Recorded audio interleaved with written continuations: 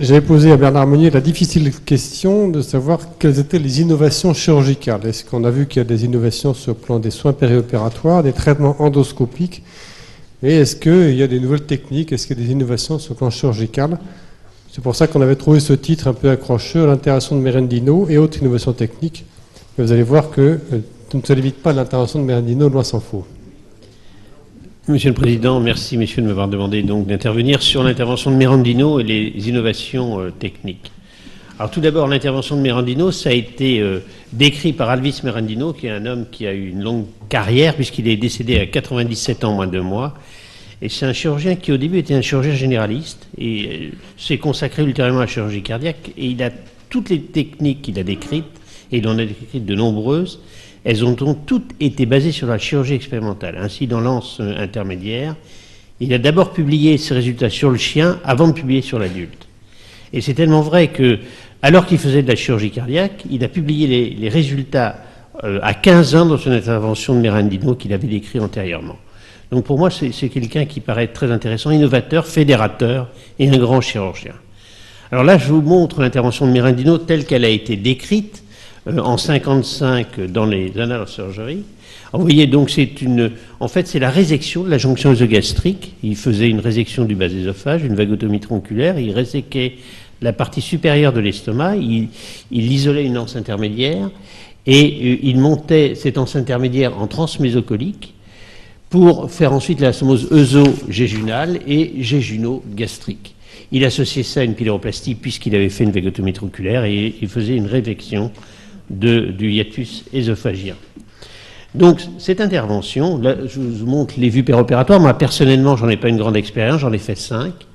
Et donc, je vous montre les points importants. Là, l'anastomose œso-jéjunale, l'anastomose jéjuno-gastrique, et puis cette valve postérieure pour diminuer le reflux. Et là, vous avez le transit qui a été réalisé 15 jours après et qui montre un bon péristaltisme de l'anse.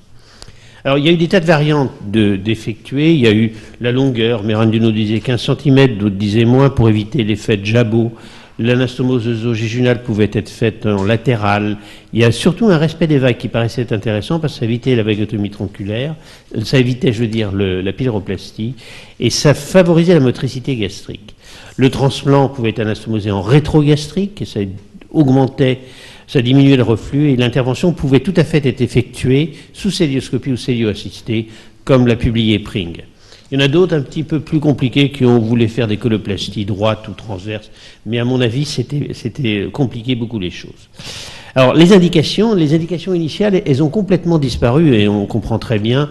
Merendino avait décrit cette intervention pour tout ce qui était anomalie de la jonction œsocardiale. Troubles de la relaxation, des cardiospasmes. Il a même décrit cette intervention pour les hémorragies digestives en rapport avec une hypertension portale. On peut imaginer les difficultés péropératoires que ça pouvait comporter. Et toujours d'actualité, c'est les traumatismes de la jonction œsogastrique, et notre président ici présent avait décrit, à la suite d'un face-à-face avec Triboulet, un cas qu'il avait rapporté de jonction œsogastrique post-traumatique avec reconstruction et un succès grâce à l'intervention de Merendino.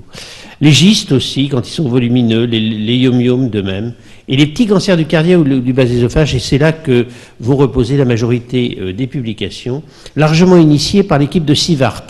Et on va voir qu'il y a eu une dualité à propos de ce type d'intervention.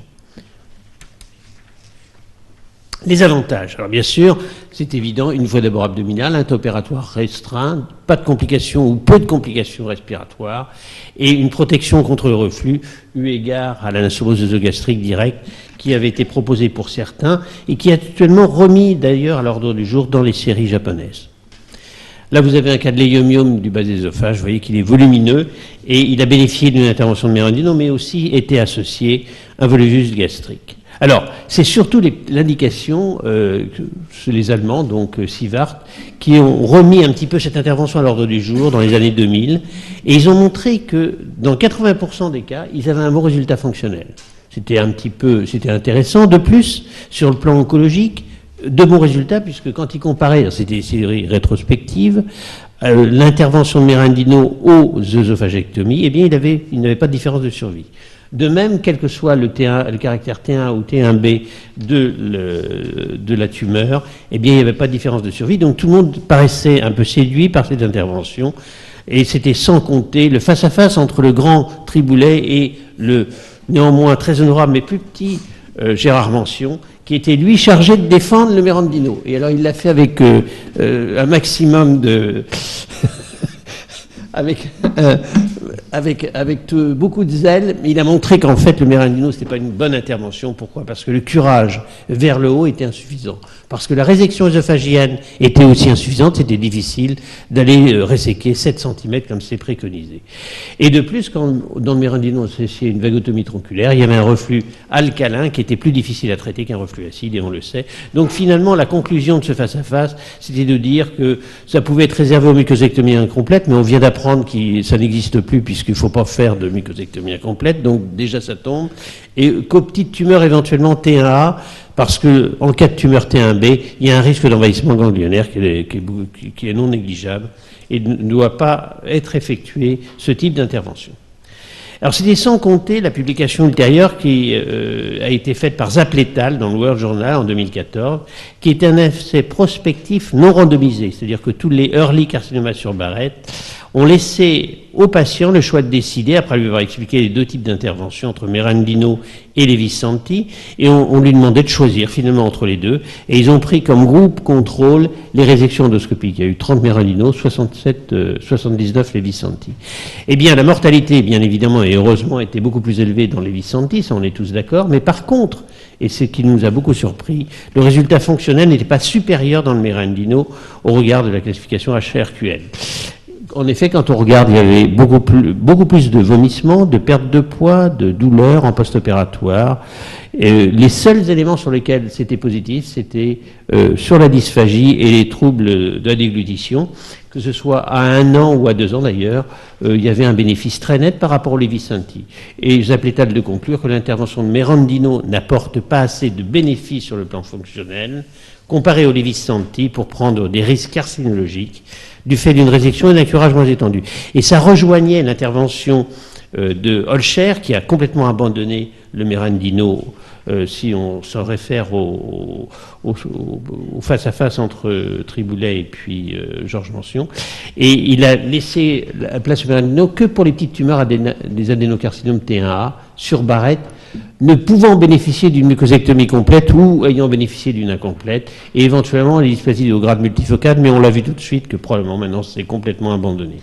Donc voilà un petit peu, il n'y a plus beaucoup d'indications du Mérandino. On pourrait peut-être éventuellement parler des indications un peu limites chez les patients qui ont des problèmes respiratoires, chez lesquels on peut se poser en effet la question, est-ce que c'est pas une possibilité d'offrir cette technique à ces patients limites?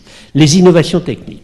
Alors, les innovations techniques, ce ne sera pas aussi extraordinaire que la Burj Khalifa. Là, c'est cette tour de 800 mètres de haut. C'est le 123e étage. On ne peut pas aller au-delà, mais c'est quand même c'est pas une maquette, hein, c'est ce qu'on voit. Moi, je vais être beaucoup moins impressionnant au point de vue innovation technique, mais je pense que ça aura plus de répercussions, toutes ces innovations, que la Burj Khalifa, tour Burj Khalifa sur l'être humain.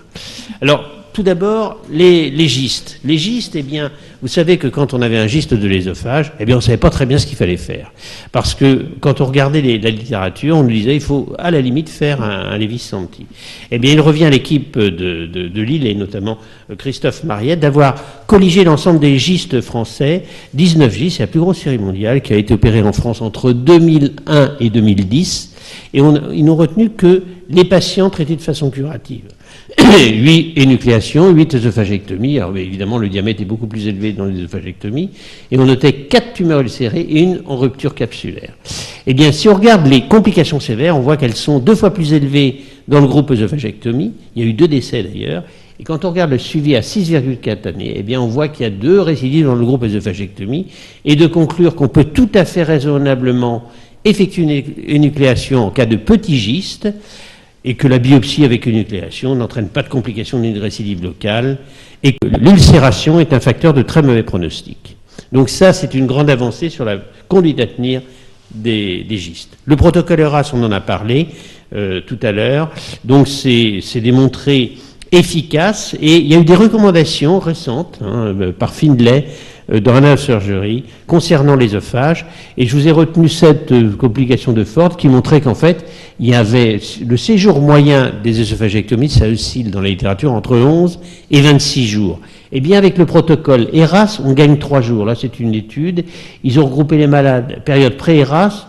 ERAS, c'est 75 patients. Non-ERAS, c'est les malades qui n'avaient pas bénéficié du protocole ERAS alors qu'il était déjà mis en place dans le service. Eh bien, on voit tout de suite qu'il y a une différence en termes de durée d'hospitalisation et de durée post-opératoire d'hospitalisation qui est significative. On gagne 3 jours sans augmentation des réadmissions, parce que bien évidemment, si ils sortent et ils reviennent tout de suite, c'est pas intéressant, et des complications, et on voit qu'il n'y a pas plus de complications, quel que soit le grade, entre ERAS, non-ERAS ou pré-ERAS. La seule chose qui est importante de constater, c'est que il y a moins de fistules anastomotiques, notamment entre le groupe ERAS et la période pré-ERAS, et ce, de façon significative. Donc, le protocole ERAS, il doit s'appliquer dans les années à venir à la chirurgie œsophagienne. Les stents, alors on en a parlé rapidement tout à l'heure des stents, eh bien il revient à Christophe Mariette d'avoir colligé, d'après les séries de l'AFC, dont on a fait un rapport, l'ensemble de 2944 patients opérés entre 2000 et 2010, donc on a retenu que les patients dont l'exérèse a été effectuée à visée curatrice, SIVART 1 et 2, il y avait 38 patients qui avaient bénéficié d'un stent, qui ont été matchés avec 154 patients sans stent. Eh bien, on voit là sur cette série que le groupe stent avait beaucoup plus de mortalité non significative, mais beaucoup plus élevée, que le taux de récidive était plus précoce et beaucoup plus élevé, et ce de façon significative. De même, la survie à 3 ans était moins bonne dans le groupe stent.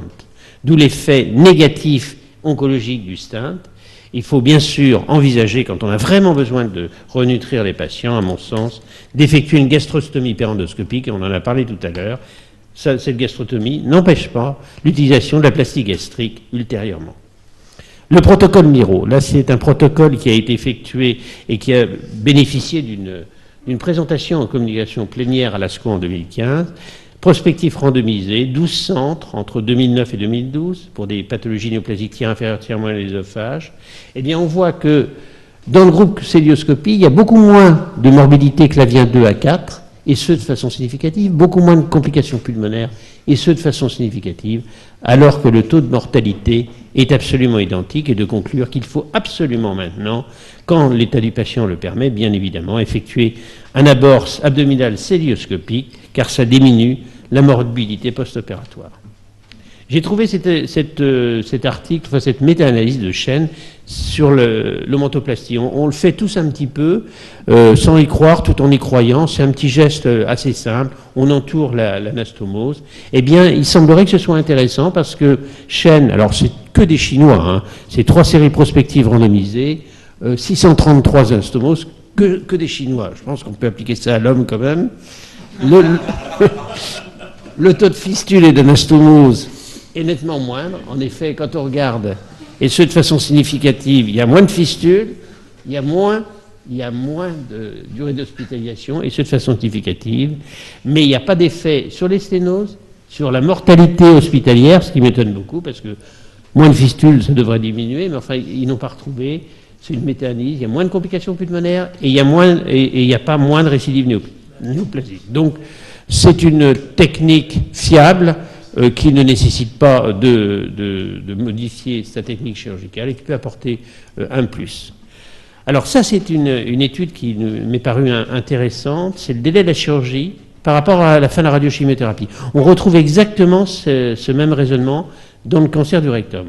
On s'est rendu compte que plus on attendait, plus finalement il y avait un taux de réponse complète R0 élevé. Et c'est Shapiro qui, le premier, a pointé du doigt cela, ça avait été mis en évidence dans le rectum, et ça a été repris par Sheikh. Vous voyez, il a réuni ses patients en quartile, hein, le quartile c'est le délai par rapport à la fin de la radiochimiothérapie et à la chirurgie. Eh bien, il a montré que plus ce délai augmentait, eh bien, plus le taux de réponse complète augmentait, puisqu'on passe de 10% avec un quartile, un délai d'entre 26 et 45 jours, à 40% lorsque le délai est supérieur à 64 jours. Donc, c'était extrêmement intéressant, c'est en rétrospectif, et on a été un peu déçus, mais ça c'est comme pour le rectum, il n'y a pas de bénéfice en termes de survie. Mais ce sont des études rétrospectives, et à mon sens, ce peut être intéressant d'effectuer un prospectif, car il est possible qu'on obtienne un bénéfice. Shapiro, lui, a trouvé un petit peu plus de complications en post-opératoire, mais de façon non significative. En tous les cas, tous les deux concluent à la possibilité de donner comme délai à peu près 12 semaines pour envisager la chirurgie œsophagienne après la fin de la radiochimiothérapie, ce qui est un point important du fait de nos difficultés maintenant d'accessibilité au bloc opératoire. Le protocole CROSS. J'ai voulu vous en parler surtout parce qu'il y a une étude qui vient qui est la suite de l'étude de Van Hagen là, en 2012, c'est ce protocole CROSS qui associait Taxol-Carbo avec de la radiothérapie à moindre dose que d'habitude et avec une bonne tolérance et un taux de récidive complète à 29% dans le bras radiochimiothérapie. Eh bien, on voit qu'il y a une amélioration de survie. Eh bien, il a repris l'ensemble de ces patients, il a rajouté d'autres patients. Il a montré qu'il y a beaucoup moins de récidives avec le protocole CROSS, puisqu'on passe de 58 à 35%, moins de récidives locales, et ce de façon significative, moins de carcinomatose, je n'ai pas compris par quel biais, en tous les cas c'est significatif aussi, et le taux de récidive locale s'est situé dans 5% des cas dans le volume cible. Le Sheffield, donc ça c'est encore, je vais aller vite parce que si vous voulez c'est asiatique aussi, ils ont insisté sur le fait à partir d'une méta-analyse, ils ont montré qu'il y avait un bénéfice en termes de survie, avec plus de morbidité, d'atteinte récurrentielle et de fistules anastomotiques. Malheureusement, ils n'ont pas pu faire d'analyse de sous-groupe car on aurait bien aimé savoir ce que devenaient les tiers supérieurs de l'œsophage, s'ils bénéficiaient ou non du Sheffield, on n'a pas pu le savoir, c'est dommage. Le robot dans les Visanti, eh bien, tout ça pour vous dire qu'on voit apparaître, le robot pointe son nez dans les Visanti, on voit apparaître de nombreuses publications, et on a hâte de voir le résultat de cette étude prospective randomisée qui va comparer la thoracotomie au robot. Une étude est initiée aux Pays-Bas, une autre au Sloan Kettering, et on verra ce que ça donne. La prone position, elle revient un petit peu à la mode. Vous savez que c'est une dissection, donc thoracotomie, je veux dire postérieure. Alors, ceux qui en pratiquent disent que c'est plus facile, on est mieux exposé, il y a moins de plaies récurrentielles, il y a un problème quand même technique, puisqu'il faut passer le malade en décubitus dorsale, le mettre en ventrale, il y a un risque de déplacer la sonde, et surtout le problème majeur, et qui fait un petit peu hésiter à effectuer ce type de chirurgie, c'est quid de la plaie vasculaire, parce qu'on se retrouve à faire une thoracotomie postérieure pour faire une hémostase d'une lésion de l'aorte tiers supérieur, c'est peut-être un peu embêtant, mais j'en parle parce que Chen a montré dans une étude prospective randomisée qu'il y avait un bénéfice pour le chirurgien en point de vue ergonomie. C'est bien une des seules études où j'ai vu que le chirurgien tirait profit de la technique opératoire. L'étude de Beyer avait montré qu'il n'y avait pas de différence en matière de carcinologique et qu'il y avait beaucoup de diminution pulmonaire, de complications pulmonaires, de durée d'hospitalisation, de temps opératoire et de perte sanguine. Alors, est-ce que l'avenir, c'est le robot en prendre position? On voit des publications disant que c'est faisable, c'est sécuritaire, avec des suites équivalentes à la thoracoscopie et la thoracotomie. Ce qui serait bon, c'est d'avoir des datas concernant la morbidité, la douleur, la durée post-opératoire, la durée d'hospitalisation et de coût. Je vous remercie.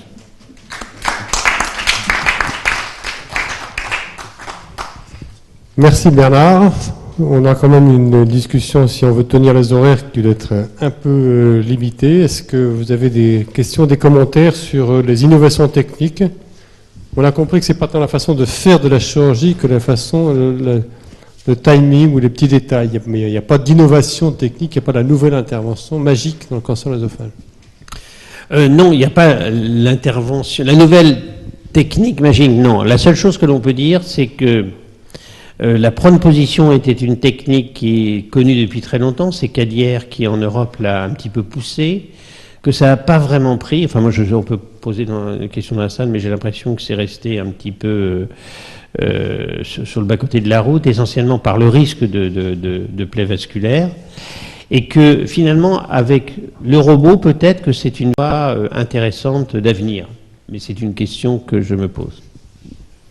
Je voudrais faire un petit commentaire sur l'opération de Merendino que tu as gentiment rappelé, en particulier ce face-à-face avec un des maîtres de la chirurgie de l'œsophage notre ami et académicien Jean-Pierre Triboulet. Ça remonte à une certaine époque. Et, 90. C'est notre ami, le président de l'AFC de l'époque, Christian Meyer, qui avait pensé nous opposer par rapport au traitement du cancer de l'ésophage entre ces deux interventions. Alors, il n'a jamais été prévu dans mon esprit, autrement que pour le spectacle, de parler de cette intervention dans l'indication carcinologique. C'est clair qu'elle n'a pas sa place en matière d'oncologie et elle peut par contre être proposée comme une alternative à la mucosectomie endoscopique, soit en cas d'échec pour des lésions très superficielles, sans risque ganglionnaire, ou dans le cadre de séquelles de fibrose chez des patients qui ont été polyopérés d'anomalies, en particulier de reflux gastro-œsophagien, où il peut y avoir une évolution fibreuse. Bon, ne parlons pas des sténoses peptiques qui sont pratiquement maintenant, qui appartiennent au passé, qu'on ne voit plus. Et dans tous les cas, c'est une alternative à réaliser une anastomose entre la partie basse de l'ésophage et l'estomac directement, car, comme l'a rappelé Denis Collet, dans ce cas-là, on a un inconfort réel du patient du fait de l'importance du reflux. Les deux seules choses que je voudrais signaler par rapport à cette intervention, à laquelle j'ai été initié d'ailleurs par Christian Meyer de Strasbourg, c'est premièrement, il y a 2 points techniques. D'abord, s'assurer que l'anse est bien montée en antipéristaltique, parce que quand elle est complètement séparée du circuit digestif, si on n'a pas repéré le segment d'amont ou d'aval, eh bien on va se retrouver avec une anse antipéristaltique et le résultat fonctionnel va être bien sûr catastrophique. Le deuxième point, et tu y as insisté, et je ne suis pas sûr qu'il y ait de réponse réelle, c'est la longueur pour éviter qu'il y ait cette espèce de jabot ou de siphon qui entraîne une mauvaise vidange et un mauvais résultat fonctionnel. Le plus court on la fera, mieux ça sera à mon avis. Mais ça reste, bien entendu, tu l'as bien dit, et je le confirme, une indication tout à fait exceptionnelle dans les cas que tu as indiqués. La seule chose, on peut peut-être se poser la question si ça peut pas être une indication chez les patients devant bénéficier d'un Levis-Santi et chez lesquels l'état pulmonaire ou l'état respiratoire contre-indique la thoracotomie. Je ne sais pas, est-ce qu'on peut éventuellement se dire, ben voilà, est-ce qu'on peut proposer, mais sur le plan carcinologique, en tous les cas, c'est... J'ai un élément de réponse, si tu me le permets, c'est que effectivement, un peu séduit par cette intervention qui permet un abord intramédiastinal, mais pas très poussé, comme tu le sais. Je l'ai fait dans cette idée. Ben, le résultat est catastrophique et je pense qu'il vaut mieux ne pas le faire parce que le malade, s'il n'a pas de complications, il est amélioré maintenant pendant 2 mois et je pense que le jeu n'en vaut pas la chandelle. Ça, c'est clair, la réponse est claire. Ça ne peut pas être une intervention palliative d'une tumeur qu'on ne peut pas traiter de manière radicale. Ça n'est qu'une intervention qui peut gérer des troubles fonctionnels qu'on n'arrive pas à traiter dans la jonction ésogastrique ou en cas d'échec de la mucosectomie qui doivent quand même bien exister de temps en temps.